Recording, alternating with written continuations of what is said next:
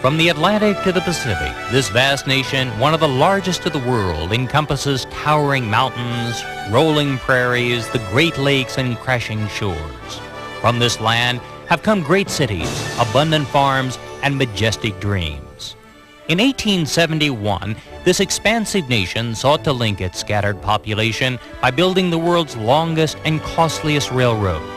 On November the 7th of 1885, it was completed. And in its thousands of miles of ribbon steel are told the story of a nation. Join me as we ride the Canadian, one of the last great trains of the world, on a journey back in time.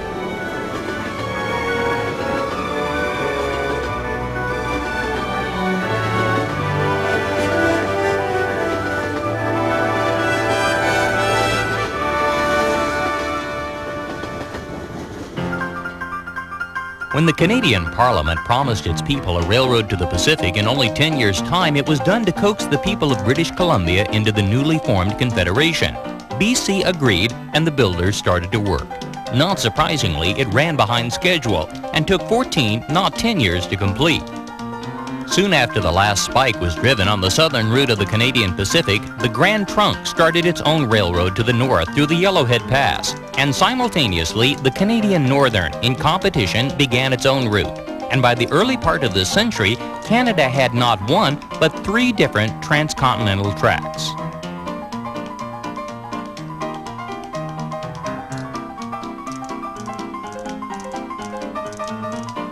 The early steam trains crossed the prairies and mountains, hauling settlers, miners, and people of the East.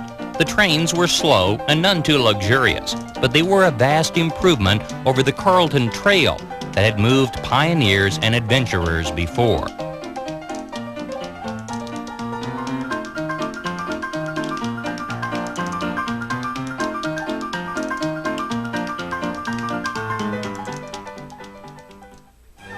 And then on April the 24th of 1955, 70 years after the first trains rolled west, the Canadian Pacific inaugurated one of the fastest and most luxurious trains of the world, the Canadian, a glittering new train of stainless steel featuring 2 observation dome cars, one with a bullet-shaped lounge, the last car on the train and the Canadian's most distinctive feature. The train was an instant success. It was comfortable, fast, and passed through some of the most beautiful scenery of the world.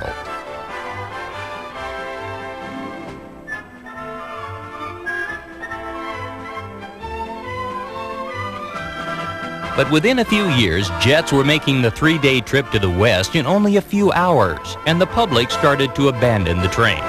Via Rail, Canada's passenger rail service, operated the Canadian on the southern route of the CP until 1989, when they put the Canadian on the Supercontinental's northerly route. At the same time, Via announced that they were investing $200 million in a program to completely restore this train.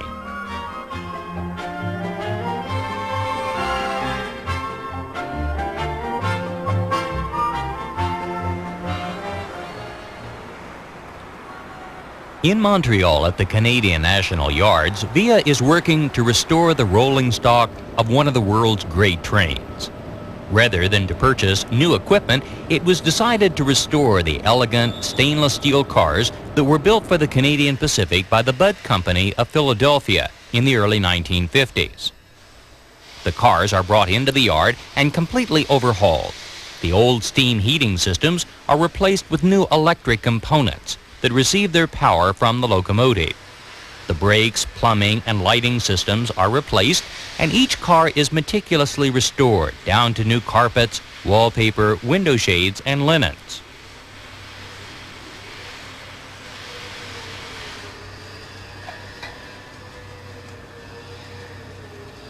When the cars are finished, they are tested, then put back together into a unit of usually 12 cars as a newly restored train, consisting of a baggage car, 2 coaches, the Skyline Dome, a dining car, 6 sleepers, and the trademark park car with its dome and bullet-shaped rear lounge.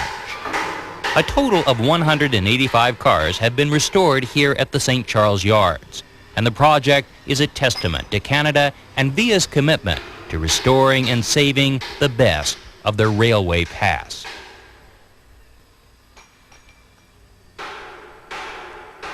The new route of the Canadian takes the northerly route of the old supercontinental. From Toronto, the train heads around the Great Lakes to Winnipeg, then west to Saskatoon and on to Edmonton. From Edmonton, the train climbs through the Rockies, stopping in Jasper, and then proceeds on to Kamloops as it rolls towards Vancouver on the Pacific coast. The Canadian begins its westward journey in the city of Toronto. Toronto is Canada's largest city. It is the capital of Ontario and one of the truly great cities of the world. It stands on Lake Ontario, a glittering metropolis of steel and eye-catching architecture. It has a population of over 3 million people and includes 80 different ethnic groups.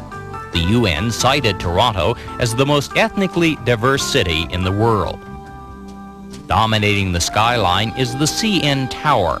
It looms over the city and has become Toronto's best-known landmark.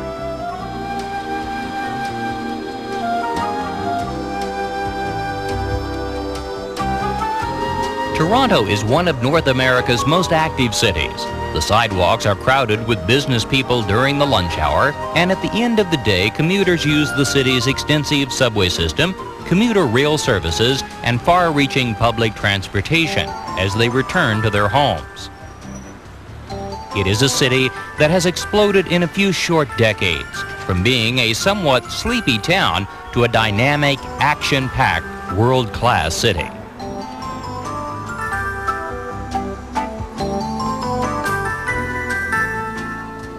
Canadian cities have done well in preserving their downtown cores. In most Canadian cities, vast indoor shopping malls have been built in the center of the downtown. The Eaton Centre on Yonge Street is one of Canada's largest downtown shopping malls. It has helped to keep the central city a vibrant center of retail trade by bringing to the people of Toronto a style of shopping that has become expected. Canada's cold winters make these enclosed cities within cities great places to shop.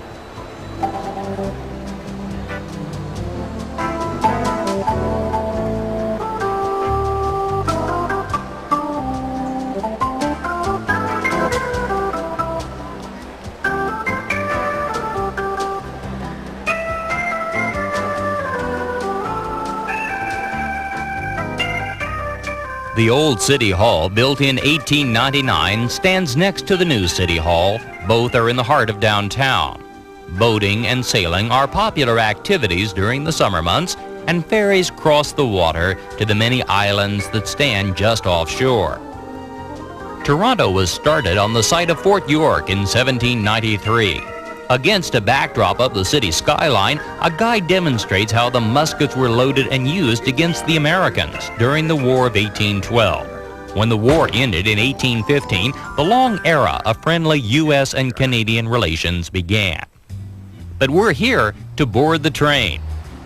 Downtown, only a short distance from the lake, stands Toronto's historic Union Station, an imposing stone structure built jointly by the Canadian Pacific and the Canadian National in 1927. Across the street is the Royal York Hotel. This is Canada's largest hotel with 1,600 rooms. It was built in 1929 by the Canadian Pacific as a natural extension of their rail services. Here at the Royal York, we'll spend the night before our departure, and breakfast will be brought to us in our suite. The Canadian railroads built towering castle-like hotels across the nation that are as much a part of the railroad's history as the trains themselves. Shortly before our train is scheduled to depart, we'll call for the bellman. He'll arrive at our door and escort us and our luggage across the street into the station and take our bags directly to the train. Inside the cavernous main hall, the clock ticks off the minutes as the train is preparing to leave. On the board, all of the scheduled departures are listed, including ours, the number 1 train to Vancouver, the Canadian, Canada's transcontinental train. The ticket agents work quickly, making changes. Unlike airline agents who arrange only seats, train agents handle the berths and must sort out sleeping car problems as well. The crowd gathers, awaiting the opening of the platform by the train personnel. Meanwhile, the train has arrived from the switching yard, and the VIA personnel are busy trackside loading the train. Fuel must be loaded in both locomotives, luggage is brought to the baggage car, and the stewards are busy tidying up the bedrooms and berths. The galley staff loads the food and supplies which will be needed on this transcontinental trip to prepare meals for the passengers aboard the train.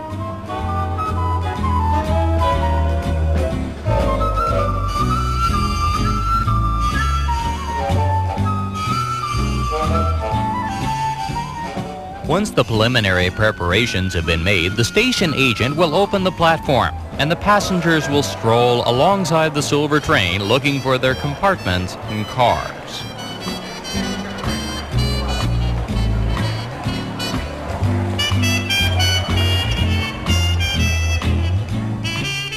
At 12:45, the conductor shouts, "All aboard!" The locomotives power up, the motors are engaged, and the Canadian pulls out of Toronto's Union Station on a journey that will end 3 days and 2,800 miles later on the shores of BC.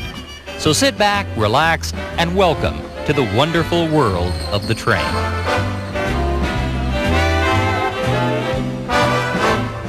From the observation car, passengers watch the city and suburbs roll by as the train makes its way north on its journey around the Great Lakes.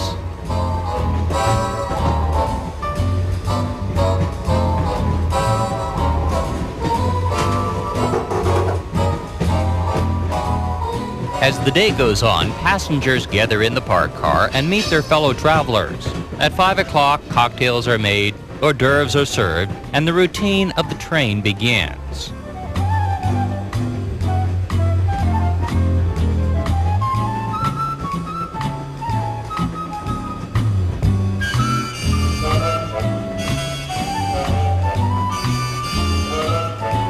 While passengers are having their dinner on the first night of our ride, the sleeping car porters are busy making up the berths. The Canadian has 3 types of sleeping accommodations: sections, which are sleeping berths in the front part of the car, roomettes, where the single chair converts into a bed, and bedrooms, one of which you see here. Each bedroom has its own small bathroom, 2 chairs, and 2 berths. The steward makes up the beds by collapsing the chairs and lowering the bunks into place.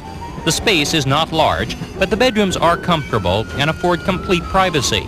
And devoted train travelers will tell you there are few things more relaxing than sleeping aboard a train. The following morning, as the sun rises, we are passing over the Canadian Shield, the 700-mile wide slab of granite that separates the Great Lakes from Hudson Bay. Newspapers are picked up in the stations along the way, and passengers can relax in their berths and read the paper while the countryside rolls by.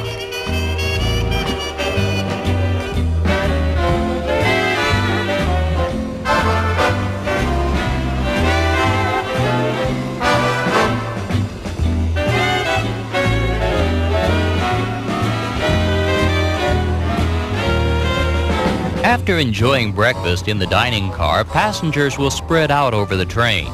Some return to their private rooms, others head to the Skyline Dome car to play cards.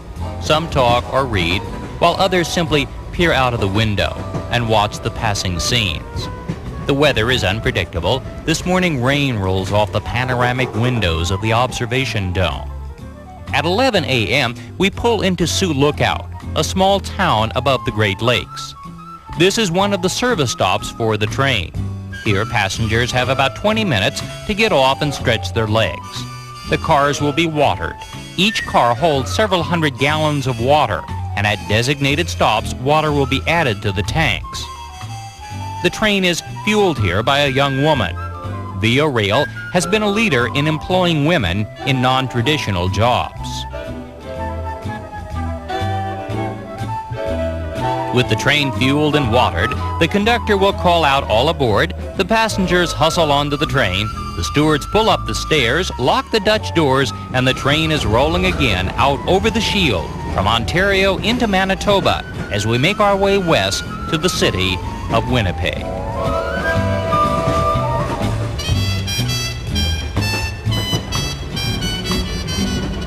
The day passes quickly, and the Canadian Shield scenery of lakes and pines and granite walls turns into the prairies, and then finally the skyline of Winnipeg.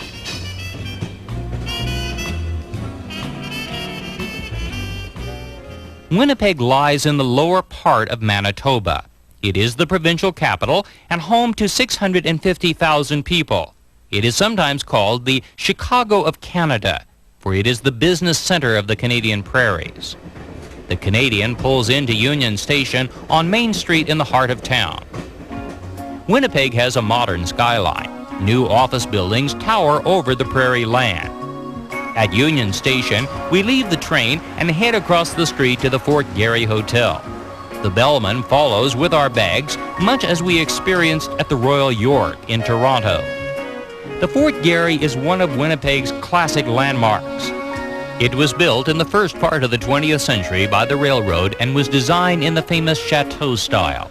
Because of its location, across from the station, it was for years a center of activity for this crossroads town. Today, its ballroom has been converted into a casino, the only place in Canada where casino gambling is allowed. Winnipeg is a bustling city that reflects the fact that this is a city of business. This community serves the business and financial needs of the vast prairie lands.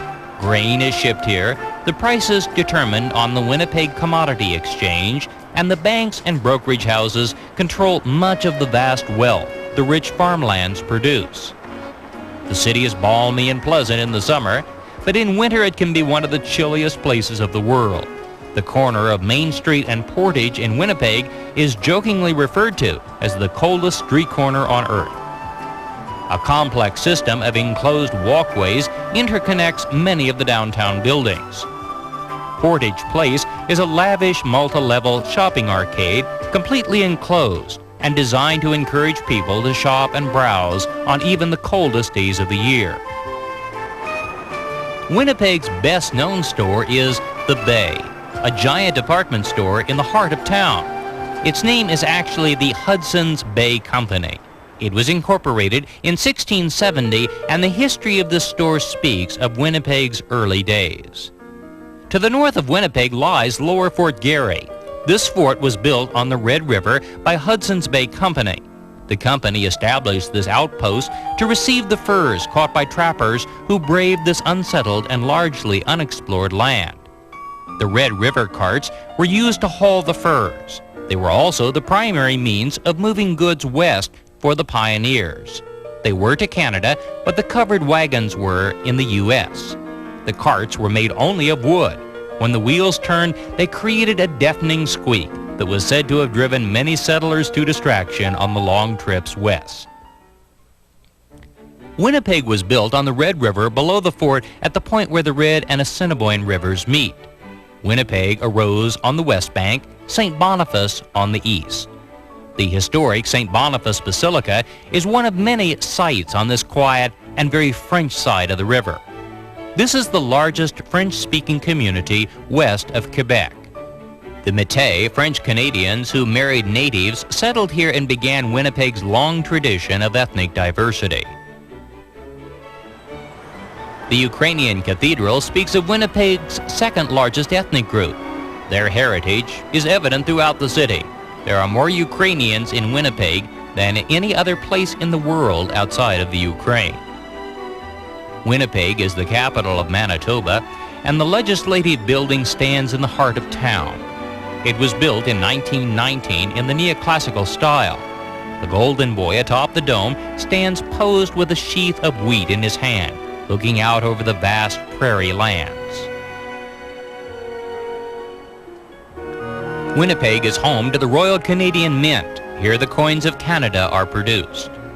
The Centennial Concert Hall is the home of the Royal Winnipeg Ballet, one of the world's foremost dance companies. The people of Winnipeg have always supported the arts. Winnipeg is covered with parks. The green lawns and shade trees create a sense of restfulness in the summer months. Assiniboine Park on the western edge of town is Winnipeg's oldest park. It offers a variety of attractions, including a sculpture garden with the works of Leo Mall.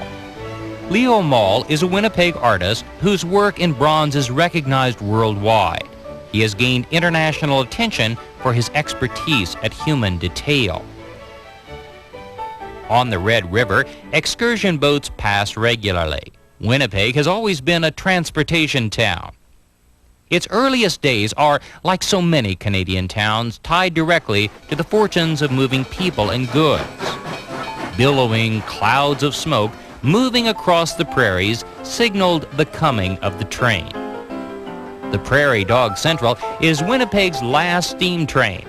It operates on an excursion journey today from Winnipeg's St. James Street station out to Grosse Isle. In the early 1900s, there were many of these trains that hauled people from Winnipeg out to Victoria and Winnipeg Beach, Manitoba's lakefront towns. The locomotive was built in Scotland in 1882 and is typical of the hundreds of locomotives that traveled the Canadian rails until the end of the age of steam.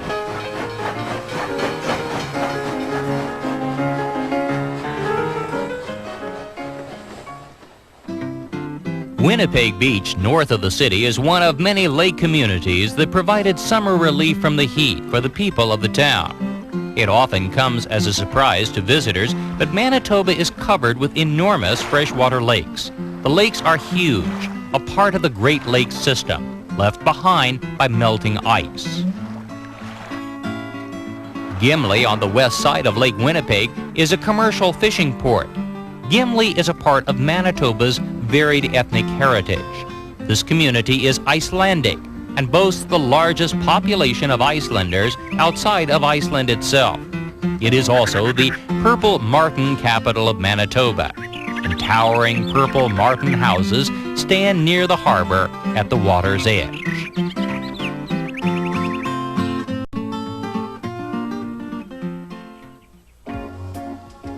But Winnipeg is mostly about business. This is a town of trade. New high-rise office buildings cover the downtown streets. Banks provide employment and financing and keep the wheels of commerce turning from the Great Lakes west. Winnipeg's comparison to Chicago is because of this, the Winnipeg Commodity Exchange. Like the Chicago Board of Trade, this exchange room creates and controls the fortunes of the grain-producing region. Here, the prices are set for the bushels and boxcars of everything from oats standing in a barn to crops that have not only not been harvested yet, they haven't even been planted yet. The prices are set, haggled over, and bid up and down on the floor of this exchange. Weather is vital, and charts showing rainfall in specific regions and forecasts for the months ahead are used by the traders in making their bids. At first glance, these trading floors always seem chaotic with no point of order. But there is, of course, a highly defined system of doing things here, and at the end of the trading day, all of the paperwork is processed, and farmers, bankers, and investors across Canada will have seen the value of their assets rise or fall. This exchange sets the heartbeat of the prairie's economic health.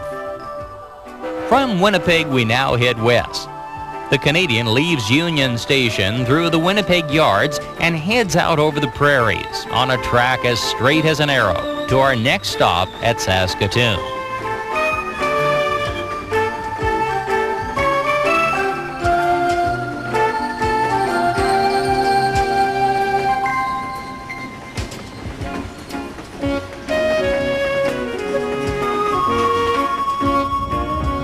Operating the train is a highly skilled job. Like piloting a plane or guiding a ship, the engineer is ultimately responsible for the lives of hundreds of people on board the train. The locomotive is staffed by two people, an engineer and his assistant. In reality, they both take turns driving the train. The Canadian is pulled by two locomotives, though only the head engine is staffed. The engineer keeps his hands busy between the throttle, which has 4 positions, and the air brakes, which are the train's most critical component. Various gauges are monitored as the engineer keeps an eye on the machinery behind. The horn button announces the train to the road crossings ahead. The most closely watched instrument is the speedometer. The engineer constantly monitors the speed of the train, particularly as the signals and the track switches are approached. These giant locomotives are diesel-electric F-40s manufactured by General Electric in Hamilton, Ontario. Each produces 1,800 horsepower, and they operate by burning diesel fuel in generators that make electricity, which is used to power the traction motors that actually move the train. The system is efficient, dependable, and creates a smooth and more even ride.